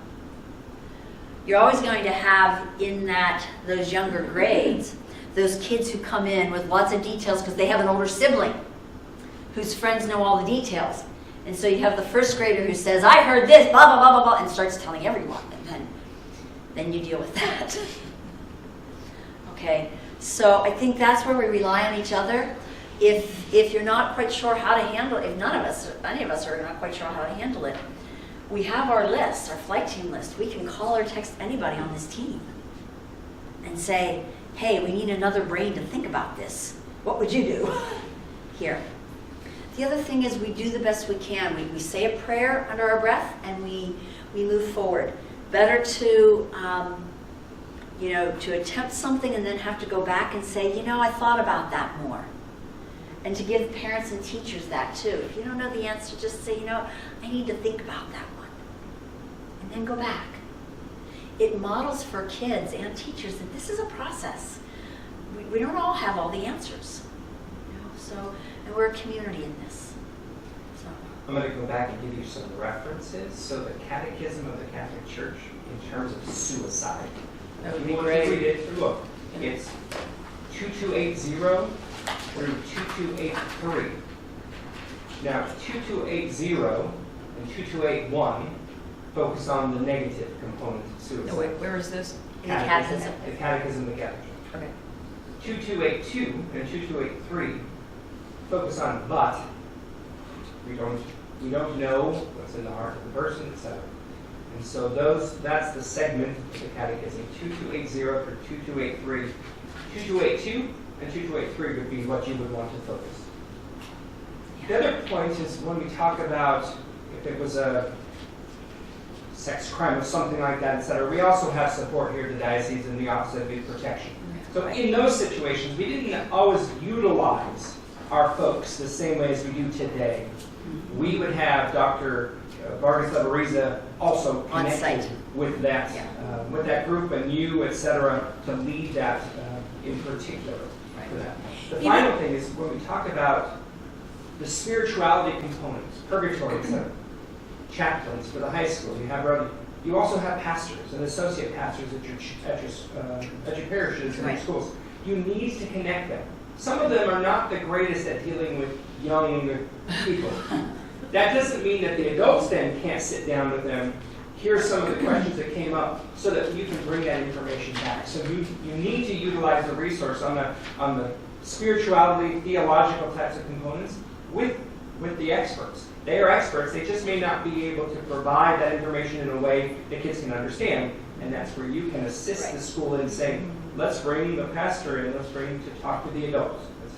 I also just want to remember that all of us are certified catechists. And so if we know these are the questions we encounter, like the proverbial why do bad things happen to good people? You know, she was such a good person, or why did this happen to our school? We just had something last year too. We need to know from our own catechetical training what our answer is going to be to that. So we do tap into resources, but we also have to be ready with some answers on the spot that are authentic for us and also in line with church teaching. You know, so that we can, you know, as certified catechists, we can come up with that, and we can, you know, tap the resources we need so that we get the wording that is comfortable to us and to our age groups that we work with. It'd be an interesting thing, Dominic, to add to the catechetical training. Now, I did mine years ago, so I mean, I don't know what they do now, so I don't know what's updated now. But, you know, when you do the catechetical training for, you know, teachers or whatever, all the new ones, is like to touch on those specific things that we at schools have to deal with. Mm-hmm. You know, high school level, elementary, to not just say what the church says, but how you can interpret it. To It'd be a nice hour-long Almost like a service for renewal credits. Right. Right. To- Practical church language for Educators. No, exactly. Too. Yeah. Practical language and Yeah. interpretation and how you say it to, you know, elementary kids. Or even high school try, kids. there's a segment, the very last day of that 2-week intensive for Keynote, for the catechism certification, tries to focus on an elementary or secondary level where that comes in. We can always work on asking Keynote to expand that a bit in terms of practicality. Yeah. Okay, we're over time a little bit, so I want to be respectful of our time. Let's just end with a short prayer. In the name of the Father, and of the Son, and of the Holy Spirit, amen.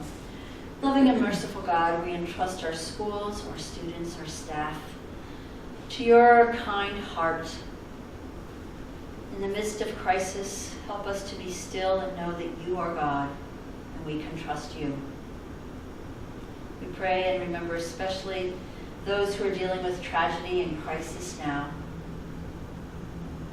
We can be community for them, even as they are in other parts of the country and the world. Bring your merciful love to them through their crisis intervention counselors and helpers. All of these things we entrust to you through the Sacred Heart of Jesus. Amen. In the name of the Father, and the Son,